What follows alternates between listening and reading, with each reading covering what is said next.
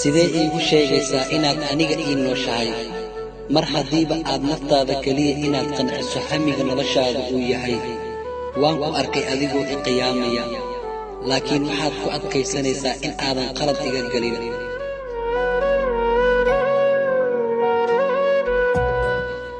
markii aan islahaa waad wada dhisi kartaa nolol aayatiin leh oo aan qalbigayga gacanta kaa saaray waxaad la dhex dhigtay masaafooyin qalbigayga wuxuu la taahayaa xanuunadii aad u geysatay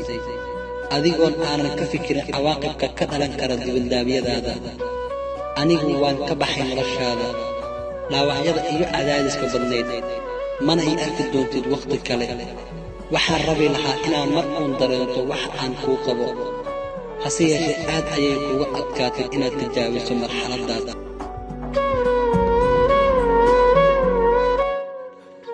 hadday kula tahay nafta bini'aadamka sida ciyaaraha geemka oo kale waad qaldan tahay walaal nafku aamintay abaal loogama dhigo khiyaano lamana dhaawaco qalbi kuu furay albaabadiisa inaad naxariis kula noolaato mooye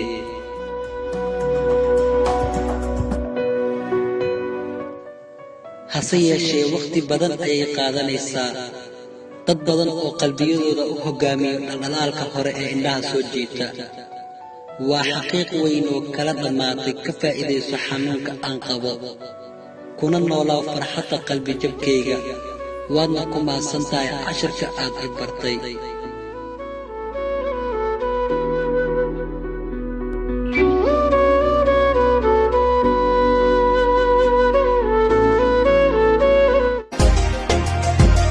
والله قصيدة البابا ليقعوتي